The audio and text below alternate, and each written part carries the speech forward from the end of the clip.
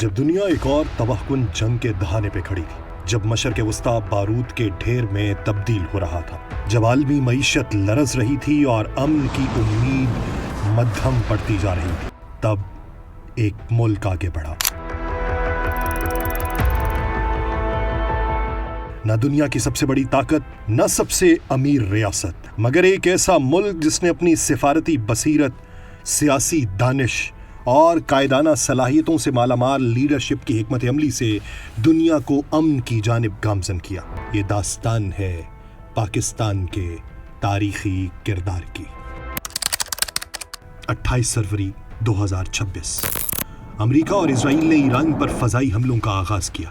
چند ہی دنوں میں خطہ شدید کشیدگی کی لپیٹ میں آیا، ہزاروں جانیں ضائع ہوئیں، تیل کی عالمی منڈیاں ہل گئیں اور آبنائے ہرمز جیسے اہم بحری راستے بندش کے خطرے سے دوچار ہو گئے۔ دنیا ایک ایسے بحران میں داخل ہو چکی تھی جس کے اثرات ہر بر اعظم تک پہنچ رہے تھے۔ جنگ کا خاتمہ پوری دنیا کی ضرورت بن چکا تھا۔ سفارتی کوششیں جاری تھیں، مگر کوئی فریق براہ راست مذاکرات پر آمادہ نہ تھا۔ دنیا کو ایسے ثالث کی ضرورت تھی جو دونوں جانب اعتماد رکھتا ہو، اور یہی وہ لمحہ تھا جب پاکستان کا کردار نمایاں ہونا شروع ہوا۔ اس جنگ کو رکوانے کے لیے پاکستان سفارتی سطح پر ثالثی کی بھرپور اور پرخلوص کوششیں کر رہا ہے تاکہ خطہ اور برادر اسلامی ممالک تباہ کن جنگ اور اس کے منفی اثرات سے نجات پائیں۔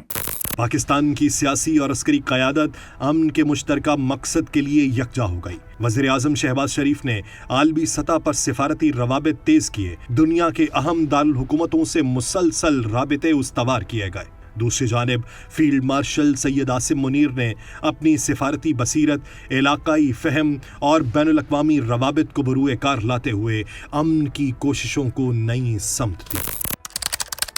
21 مارچ کو پاکستان اور چین نے مشترکہ طور پہ 5 نکاتی امن منصوبہ پیش کیا۔ یہ جنگ بندی کی جانب پہلا جامع اور سنجیدہ سفارتی قدم تھا۔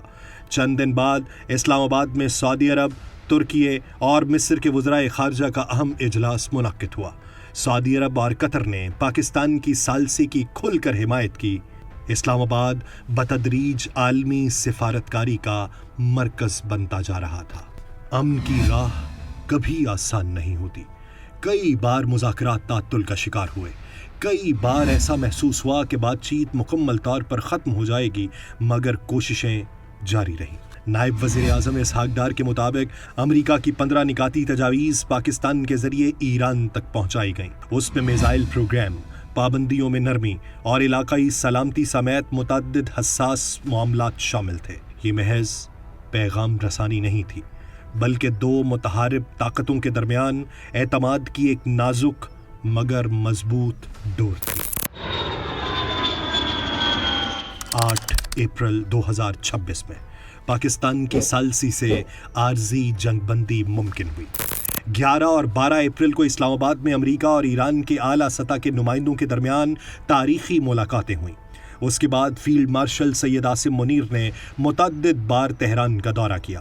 شدید کشیدگی اور غیر یقینی صورتحال کے باوجود رابطے منقطع نہیں ہونے دیے گئے۔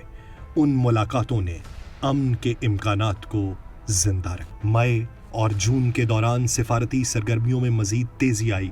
22 اور 23 مئی کو فیلڈ مارشل سید عاصم منیر اور وفاقی وزیر داخلہ محسن نقوی نے تہران کا اہم دورہ کیا۔ امن مذاکرات اور جنگ بندی کے مستقبل پر تفصیلی تبادلہ خیال ہوا۔